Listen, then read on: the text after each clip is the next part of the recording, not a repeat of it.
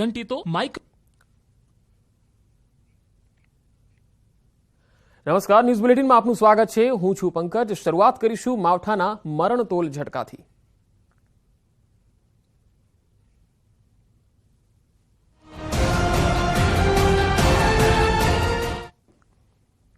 જસદણમાં માવઠાથી ખેડૂતોને મોટું નુકસાન થયું છે। રાજકોટના જસદણમાં નુકસાનીનો સર્વે કરવામાં આવ્યો। માર્કેટિંગ યાર્ડમાં રહેલો ખેડૂતોનો માલ પલળી ગયો છે। ઘઉં, જીરું, એરંડા સહિતના તૈયાર પાકમાં નુકસાન થયું છે। યાર્ડમાં પડેલો માલ પલળતા ખેડૂતોને ડબલ માર સહન કરવાનો વારો આવ્યો। માર્કેટિંગ યાર્ડે પલળેલા માલનો સર્વે પણ કર્યો। કમોસમી વરસાદને લીધે જગતનો તાત ચિંતામાં મુકાઈ ગયો છે। જસદણમાં યાર્ડમાં પાણી ભરાઈ ગયા અને તૈયાર પાક તરતો જોવા મળ્યો। માવઠાની આગાહી છતાં જસદણ યાર્ડમાં માલ ખુલ્લામાં જ પડ્યો રહ્યો, ત્યારે ખેડૂતોના મોંમાં આવેલો કોળિયો છીનવાઈ ગયો છે।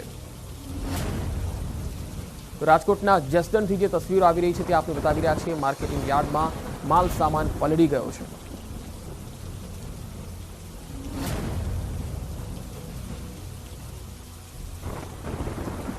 આજ વિષય પર વધુ માહિતી મેળવીશું। જસદણથી સંવાદદાતા હાર્દિક મારી સાથે જોડાયા છે। હાર્દિક, જે માર્કેટિંગ યાર્ડમાં ખુલ્લામાં માલસામાન પલળી ગયો છે કમોસમી વરસાદને કારણે, પરંતુ હવામાન વિભાગ દ્વારા તો કહેવામાં આવ્યું હતું, આગોતરી સૂચના આપવામાં આવી હતી, તો માર્કેટિંગ યાર્ડ દ્વારા કોઈ પગલાં નહોતા લેવાયા?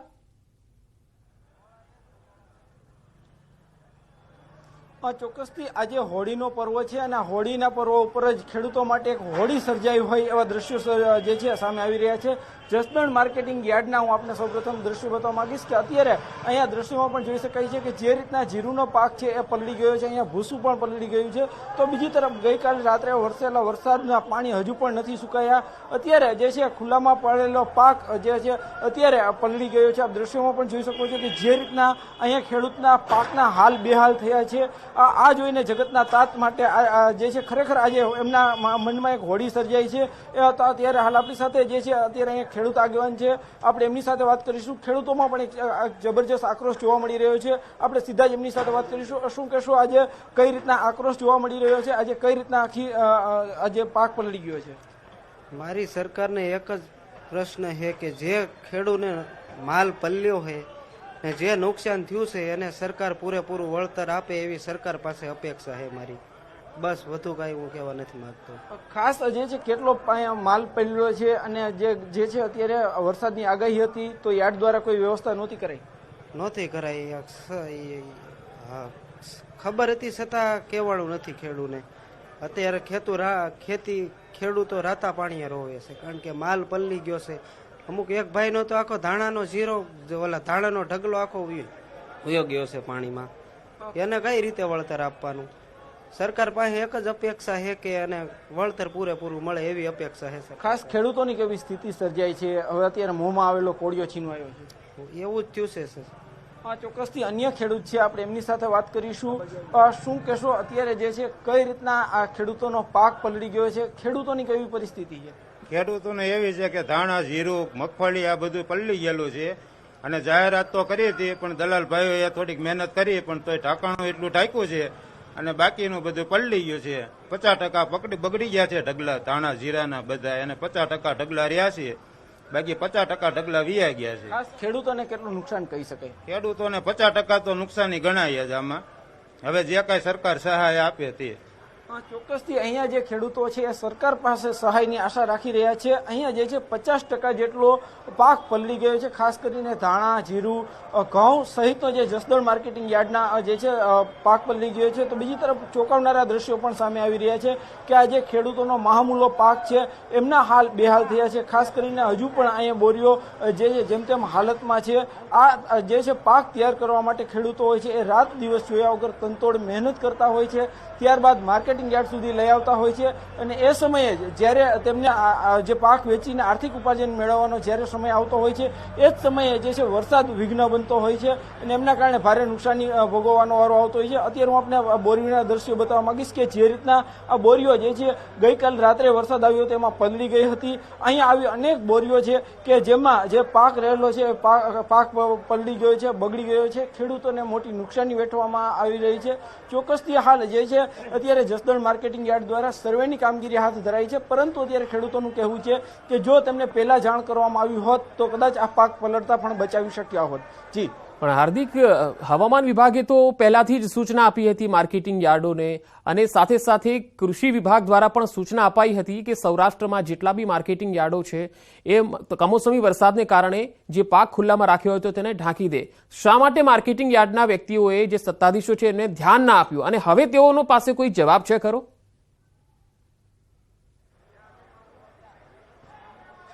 ચોક્કસથી જે છે ગઈકાલે રવિવારનો દિવસ હતો, રજાનો દિવસ હતો, એટલા માટે માર્કેટિંગ યાર્ડ બંધ હતા. ક્યાંક ને ક્યાંક આ જે છે માર્કેટિંગ યાર્ડના સત્તાધીશો છે એમની બેદરકારી કહી શકાય, કેમ કે આજે સવાર સુધી પણ, જ્યારે રાત્રે વરસાદ વરસ્યો, આ સવાર સુધી પણ જે છે ધાણાનો પાક ખુલ્લામાં જોવા મળ્યો હતો. ચોક્કસથી ખેડૂતોએ જાતે એને ઢાંકવાનો પ્રયાસ કર્યો હતો, પરંતુ અત્યારે અહીંયા જે ખેડૂત આગેવાનો સાથે વાત થઈ તેમનું કહેવું છે કે યાર્ડ દ્વારા જે છે આ મામલે કોઈ ચોક્કસ કાર્યવાહી ન કરવામાં આવી અને આ જે ખુલ્લામાં પડેલો પાક છે પલળી ગયો. ગઈકાલ રાત્રે તો એવા પણ ચોંકાવનારા દ્રશ્યો સામે આવ્યા હતા કે જે પાક છે એ પાણી સાથે વહી ગયો હતો. અહીંયા જે છે પાણી એક પૂરમાં વહી ગયો હતો, જેમના કારણે ખેડૂતોને નુકસાની ભોગવવાનો વારો આવી રહ્યો છે. આપ દ્રશ્યોમાં પણ જોઈ શકો છો કે હજુ પણ ગઈકાલે રાત્રે વરસેલા વરસાદના પાણી હજી નથી સુકાયા. તો આ સાથે જ ખેડૂતો પણ ચિંતામાં છે. આજે જેવી સવાર પડતાની સાથે જ ખેડૂતો જે છે જસદણ માર્કેટિંગ યાર્ડ ખાતે પહોંચ્યા હતા અને પોતાના પાકની જે છે અત્યારે અહીંયા માહિતી મેળવી રહ્યા હતા. હાલ આપણી સાથે જે છે અત્યારે અહીંયા ખેડૂત આગેવાનો પણ છે. ચોક્કસથી ખેડૂતોમાં પણ આ ક્યાંક ને ક્યાંક ચિંતાનો વિષય છે. તો બીજી તરફ માર્કેટિંગ યાર્ડની આ બેદરકારી પણ કહી શકાય. જી હાર્દિક, આભાર માહિતી આપવા માટે. તો માર્કેટિંગ યાર્ડની બહાર જે માલ સામાન છે એ પલળેલો જોઈ શકાય છે. ખેડૂતો છે એ રાતા પાણીએ રડી રહ્યા છે, કારણ કે એમનો માલ પલળી ગયો છે. હવે શું કરવું એને લઈને તેઓ માથે હાથ દઈને ચિંતામાં મુકાઈ ગયા છે. હવે આગળ વાત કરીશું પીએમના ગીતની ગૂંજની.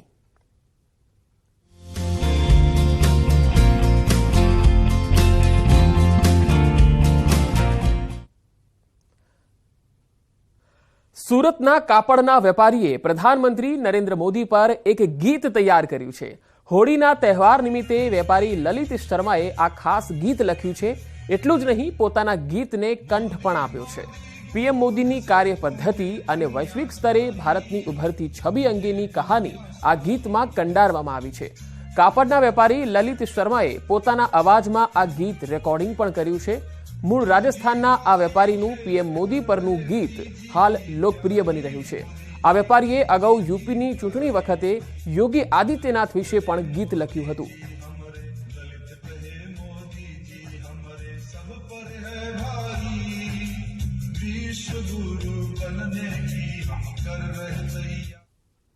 તો આપણી સાથે સુરતથી જ લલિત શર્મા જોડાયેલા છે.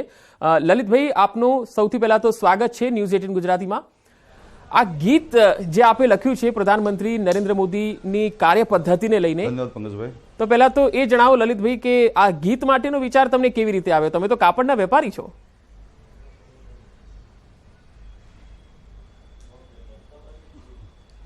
जी, होली के टाइम में क्या हम अलग अलग थीम के साथ में होली मनाते हैं हमेशा, और कपड़े के व्यापारियों के साथ थोड़े क्रिएटिव माइंड भी रखते ही है. तो जैसे कोरोना जब आया था ना, तब कोरोना के हिसाब से हमने होली मनाई थी, सैनिटाइजर और मास्क पहन करके.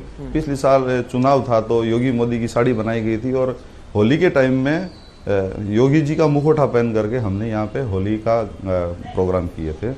अब की बार जो राजस्थान का चुनाव है उसी को मद्देनजर रखते हुए, और मोदी जी जो वैश्विक नेता है आज, और जनमानस के ऊपर उनका जो छाप है वो किसी से भी छुपा हुआ नहीं है, हर आदमी जानता है. और इसके लिए कोई भी चीज़ मोदी जी के बारे में लिखते हुए मतलब कहीं पर भी दिक्कत नहीं होती है, तुरंत आदमी लिख सकता है, क्यों इतना उन्होंने काम किया है. और अभी अभी पूर्वोत्तर के राज्यों का चुनाव हुआ है.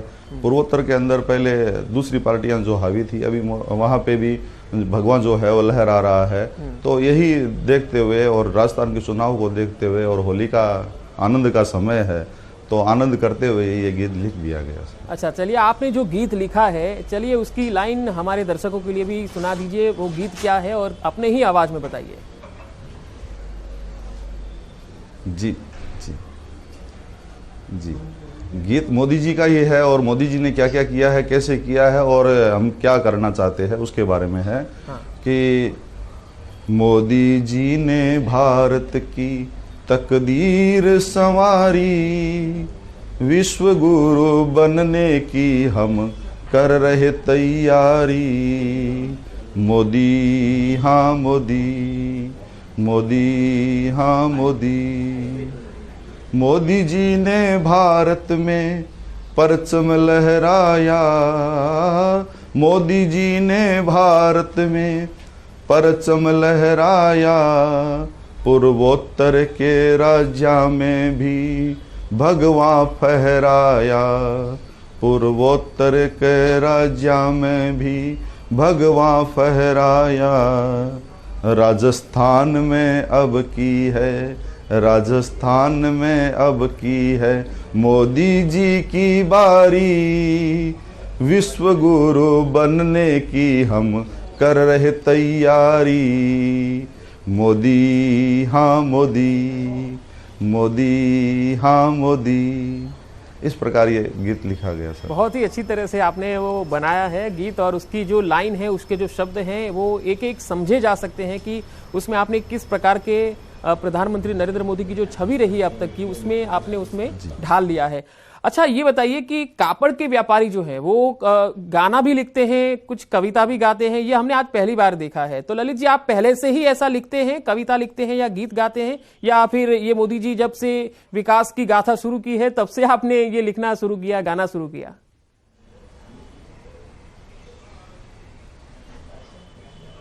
नहीं, कविता लिखना, गीत गाना ये मेरी शौक है वैसे तो। और मैं आर्टिकल भी लिखता हूँ। कपड़ा व्यापारी होने के साथ साथ में एक अंदर एक इंसान भी जिंदा रहता है सर।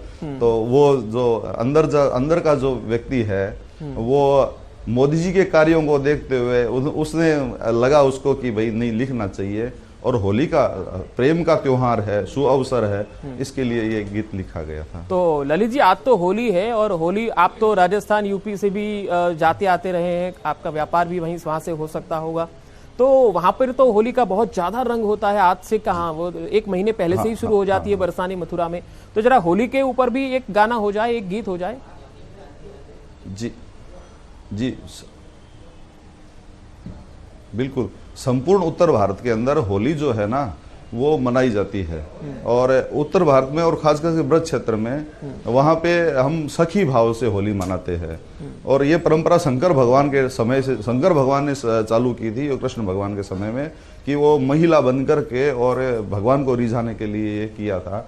ब्रज की होली जो है वो विशेष है। राजस्थान में भी और संपूर्ण उत्तर भारत के अंदर होली जो है वो मनाई जाती है।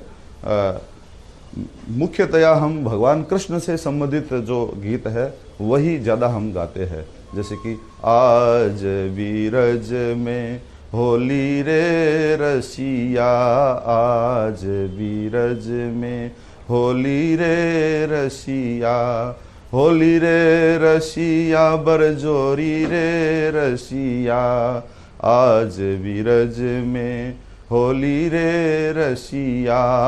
कौन गाँव के कुंवर कन्हैया, कौन गाँव के कुंवर कन्हैया, कौन गाँव राधा गोरी रे रसिया, कौन गाँव राधा गोरी रे रसिया, आज बीरज में होली रे रसिया, आज बीरज में होली रे रसिया।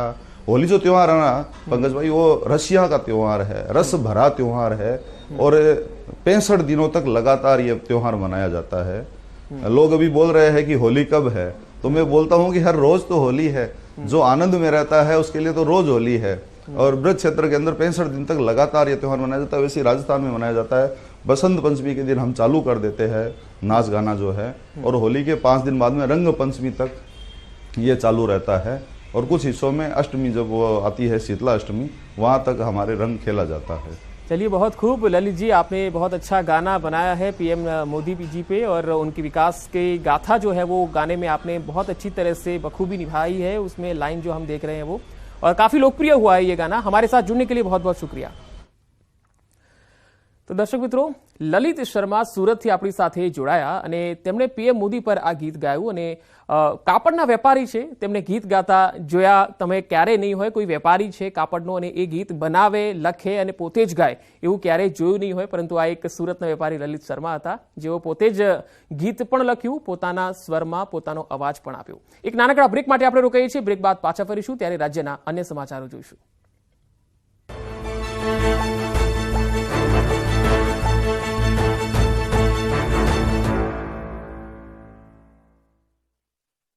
सुहाना मसाले बनाए पनीर मजेदार।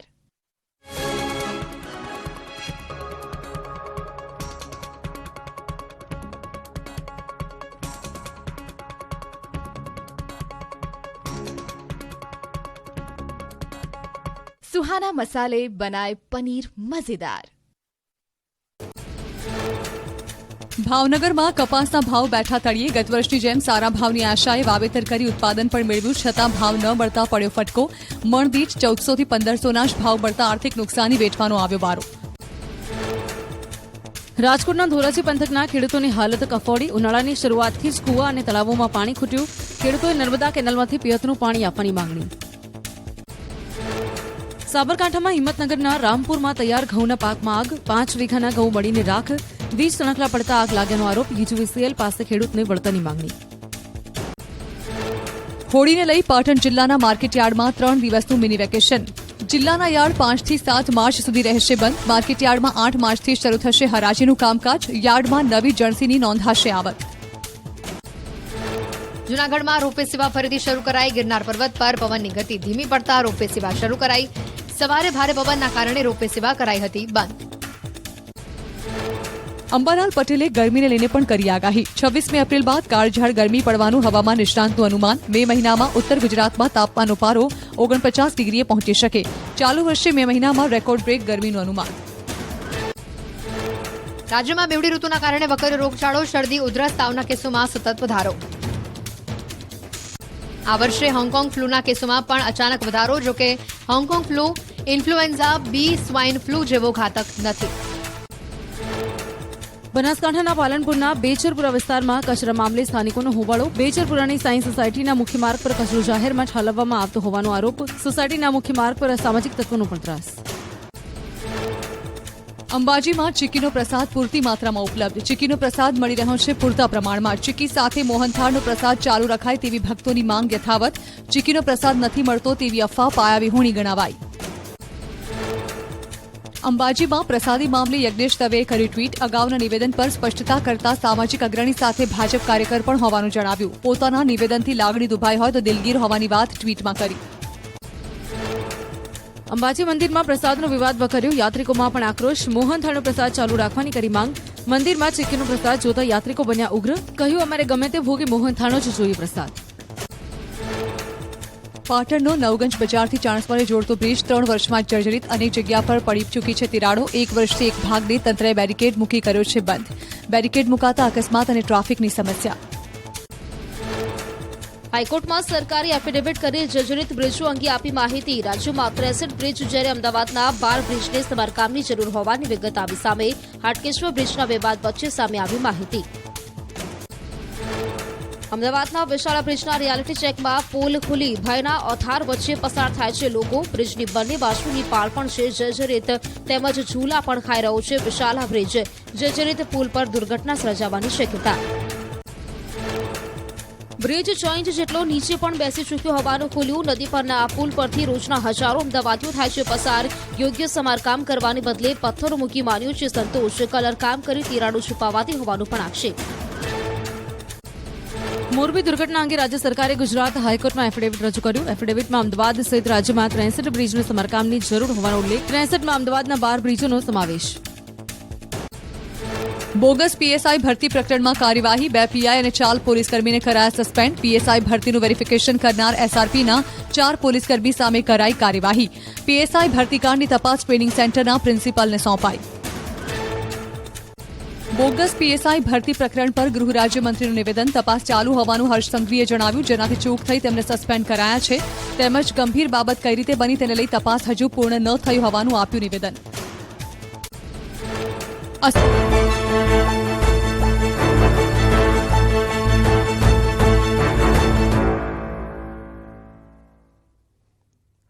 બ્રેક બાદ ફરી એકવાર આપનું સ્વાગત છે. વાત કરીશું વડોદરાની. વડોદરામાં ફૂટપ્રિન્ટ ઇવેન્ટમાં વિદ્યાર્થીઓએ હોબાળો મચાવ્યો. સમયસર પ્રવેશ નહીં અપાતા વિદ્યાર્થીઓનો હોબાળો. ટેકનોલોજી ફેકલ્ટીની ફૂટપ્રિન્ટ ઇવેન્ટ સમયે હંગામો મચી ગયો. પાસની કાળાબજારીથી કાર્યક્રમમાં ભીડ વધ્યાનો આરોપ લાગ્યો. ધક્કામુક્કી અને ગુંગળામણથી 30થી વધુ લોકો બેભાન પણ થઈ ગયા. કાર્યક્રમ શરૂ થાય એ પહેલા વિદ્યાર્થીઓ એકત્ર થયા હતા. તો ટેકનોલોજી ફેકલ્ટીની ફૂટપ્રિન્ટ ઇવેન્ટ હતી અને તે સમયે જ હંગામો મચ્યો. પાસની કાળાબજારીથી કાર્યક્રમમાં ભીડ વધી ગઈ હોવાનો આરોપ લગાવ્યો. ધક્કામુક્કી અને ગુંગળામણથી 30થી વધારે જે વિદ્યાર્થીઓ છે તેઓ બેભાન પણ થયા. કાર્યક્રમ શરૂ થાય પહેલા જ વિદ્યાર્થીઓ એકત્ર થયા હતા.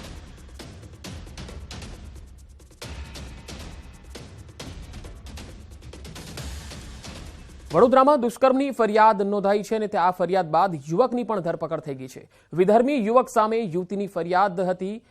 માહિર અજમેરી નામના યુવકની ધરપકડ કરી લેવાઈ છે.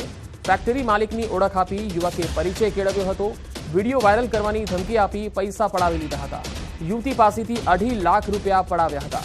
મકરપુરા પોલીસ સ્ટેશન વિસ્તારમાં આ બનાવ બન્યો હતો. વિધર્મી યુવક સામે યુવતીની દુષ્કર્મની ફરિયાદ. માહિર અજમેરી નામના યુવકની ધરપકડ કરાઈ છે. ફેક્ટરી માલકની ઓળખ આપી અને યુવકે પરિચય કેળવી લીધો. વિડીયો વાયરલ કરવાની ધમકી આપીને પૈસા પડાવી લીધા.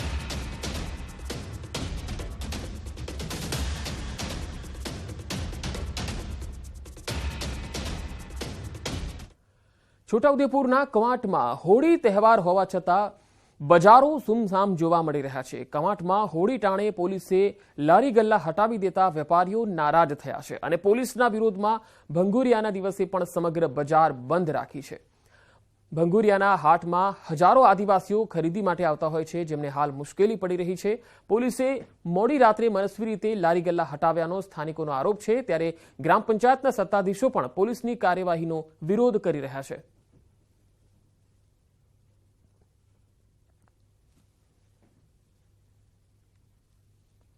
હોળીના પર્વે જૂનાગઢના પુરાણ પ્રસિદ્ધ દામોદર કુંડમાં રાળ મનોરથ યોજાયો હતો. આ મનોરથમાં મોટી સંખ્યામાં ભાવિક ભક્તો ઉમટી પડ્યા.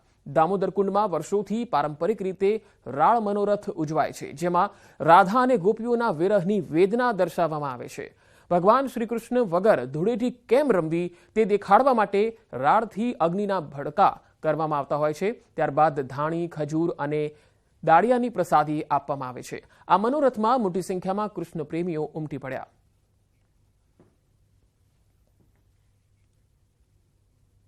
અગિયારસથી માનીને પૂનમ જે મૂળ જે ગોપી અને રાધાનો બધાનો જે પણ આખા વર્ષનો જે વિરહ છે, પ્રભુનો જે વેદના છે, એ આ રાળના મહોત્સવમાં બતાવવામાં આવી છે. રાળ એક ઠંડક પ્રકાર છે અને એક પથ્થરો છે એનો ભૂકો કરી અને એમાં મિલાવટ કરી અને રાળ ઉડાડવામાં આવે છે કે રાળની ધાસ આપણને આપણા શરીરમાં કે અંદર જાય તો આપણને નુકસાન કરતા નથી, પણ સ્વાસ્થ્ય માટે સારું છે.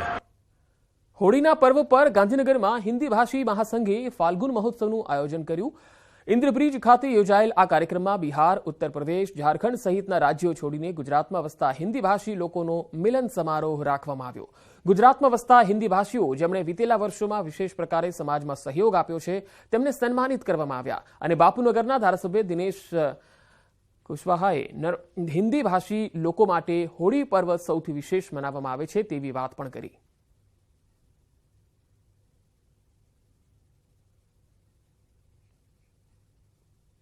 हमारे समाज के जितने लोग हैं वो गरवी